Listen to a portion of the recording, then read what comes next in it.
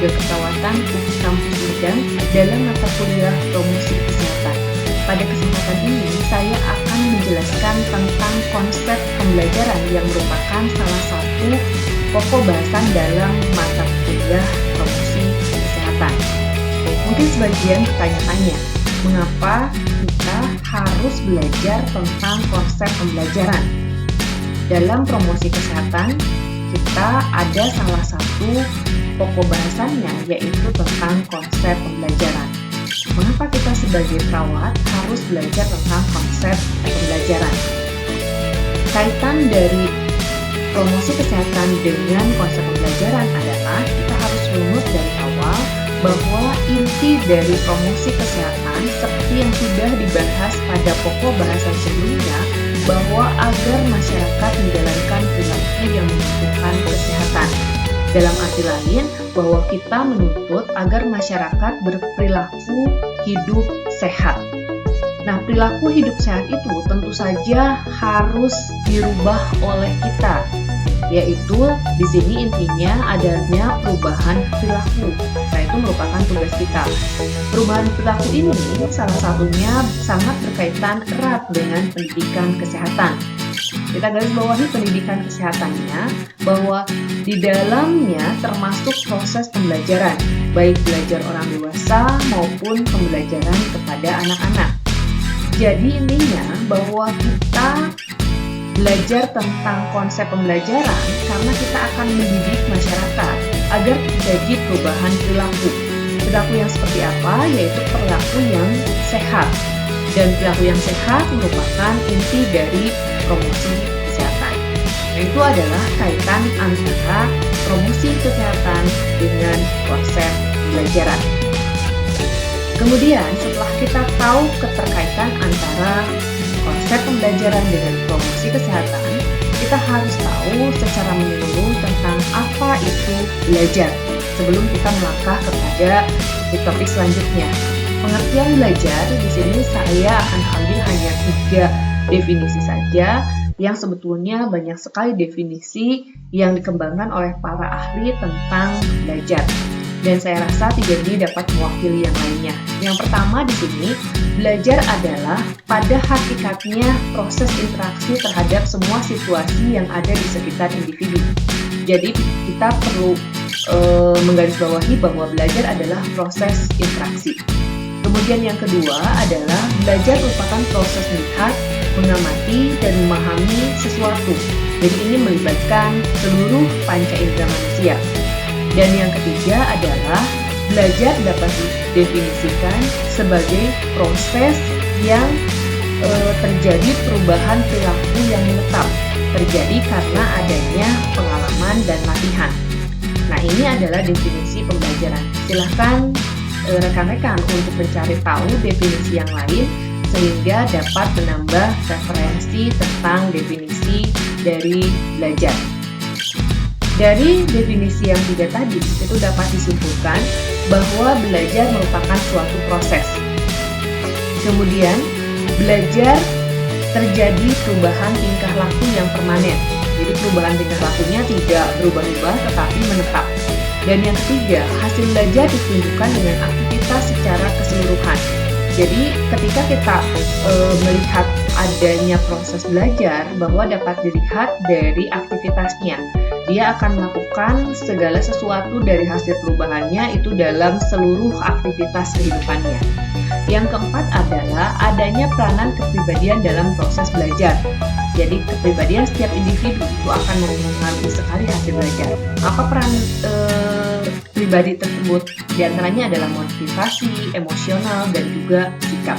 Jadi itu adalah kesimpulan dari definisi proses belajar. Setelah kita mengetahui definisi belajar, kita harus tahu juga tujuan belajar itu apa sih? Nah, tujuan belajar itu adalah di sini disimpulkan ada 5. Yang pertama adalah perubahan perilaku. Perubahan perilaku yaitu adalah merubah kebiasaan yang buruk menjadi kebiasaan yang lebih baik. Jadi kalau misalnya sebaliknya, dari asalnya kebiasaannya baik menjadi buruk, itu bukan belajar. Jadi belajar itu selalu dari yang negatif ke positif. Jadi di sini misalnya kebiasaan buruknya yang tadinya tidak pernah olahraga menjadi sering olahraga atau rutin olahraga, itu adalah perubahan perilaku. Kemudian yang kedua adalah perubahan norma. Perubahan norma itu adalah norma dan nilai yang diyakini itu menjadi lebih baik. Jadi kita yakin bahwa dengan hidup sehat, hidup kita menjadi lebih baik. Nah, itu adalah perubahan, salah satu contoh perubahan norma. Kemudian yang ketiga adalah perubahan sikap. Sikap negatif menjadi sikap positif. Jadi kita misalnya yang asalnya karena kita pada saat ini, misalnya pada saat pandemi, menganggap negatif terhadap segala sesuatu yang ada di lingkungan kita, nah, kemudian kita berubah menjadi positif menghadapi pandemi ini, itu adalah perubahan sikap yang disebut dengan belajar. Kemudian yang keempat adalah perubahan keterampilan, yang tidak tampil menjadi tampil.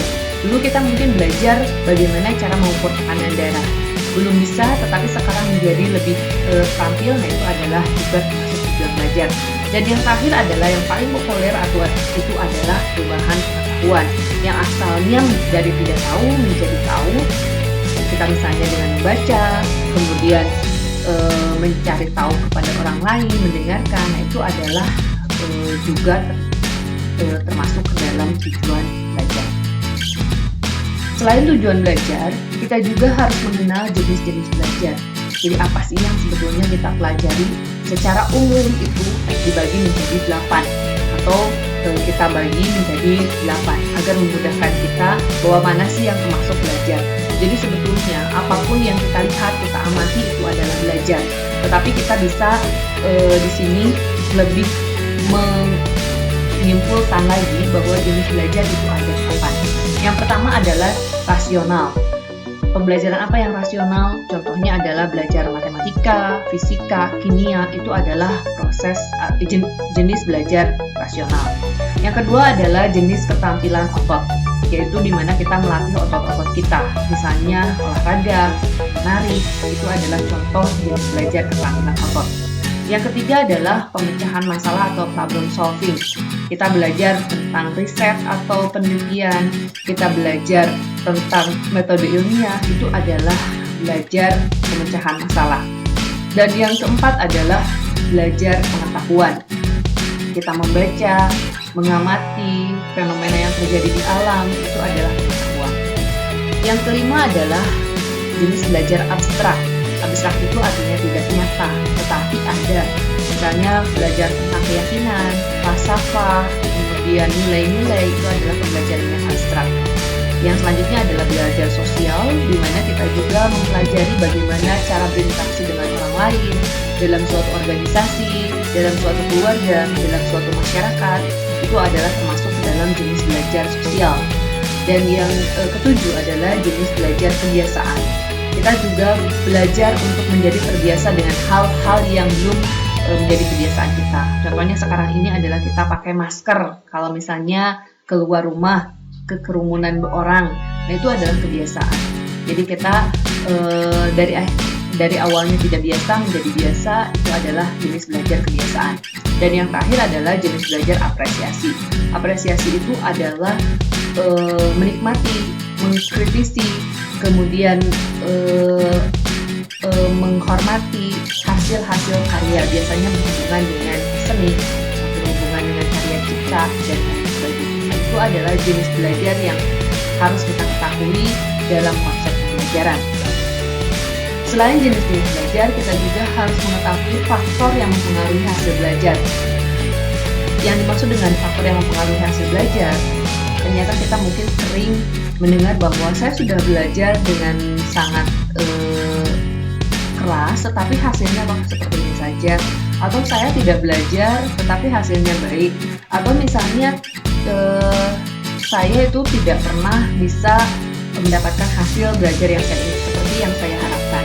Nah itu adalah tergantung pada faktor-faktor yang mempengaruhinya. Faktornya dibagi menjadi 3. Yang pertama adalah faktor fisiologis, yang kedua adalah faktor psikologis, dan yang ketiga adalah faktor eksternal.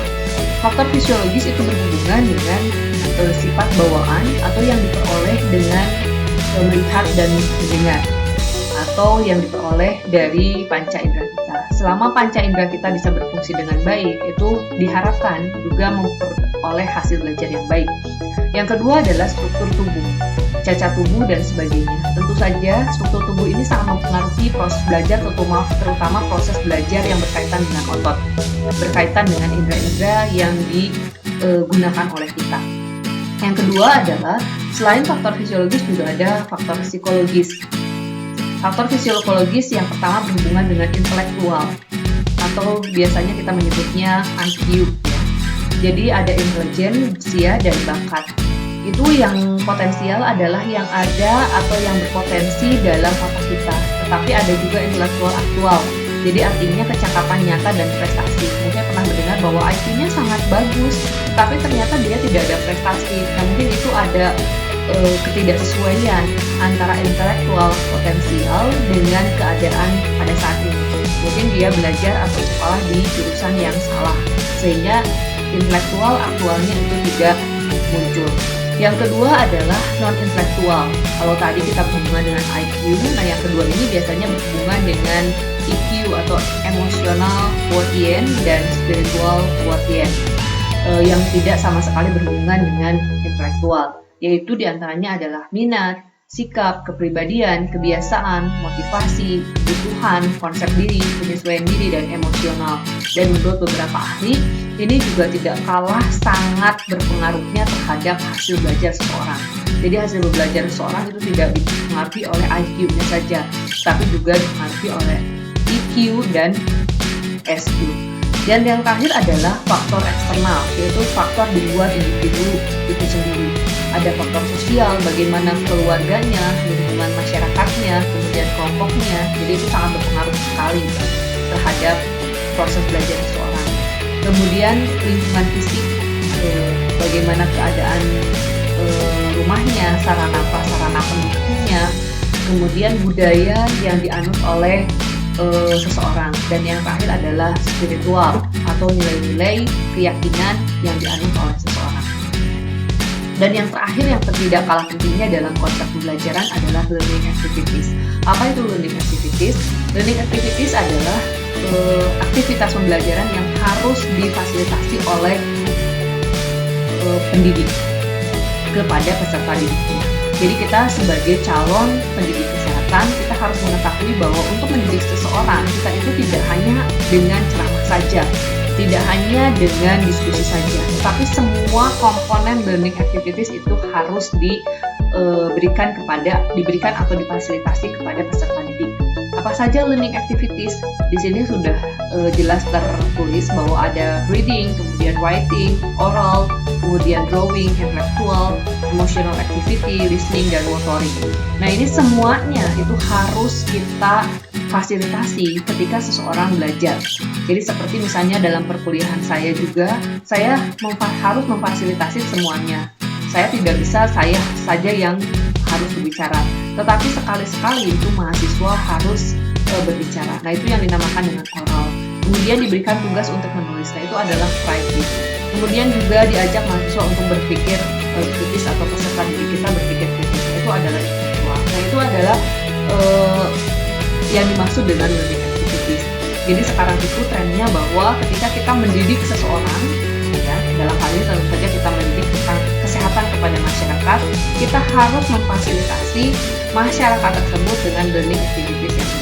Jadi ketika kita akan mempromosikan kesehatan, kita tidak hanya bisa dengan misalnya memberikan video saja, kemudian memberikan penyuluhan saja, tetapi semuanya ke-8 komponen learning activities ini harus dapat kita fasilitasi agar promosi kesehatan dapat berjalan dengan optimal. Nah, mungkin itu saja dari penjelasan tentang konsep pembelajaran dalam mata kuliah promosi kesehatan. Untuk teori pembelajaran itu ada dalam podcast saya, dan semoga video ini dapat membantu rekan-rekan untuk belajar tentang konsep pembelajaran. Silakan untuk mencari literatur lain yang berhubungan dengan konsep pembelajaran yang relevan. Kemudian nanti bandingkan dengan video ini, dan nanti akan ada suplemen lain, yaitu adalah podcast yang berjudul teori belajar. Demikian penjelasan dari saya. Terima kasih atas perhatiannya. Dari Taufiq Walhidayah. Wassalamualaikum warahmatullahi wabarakatuh.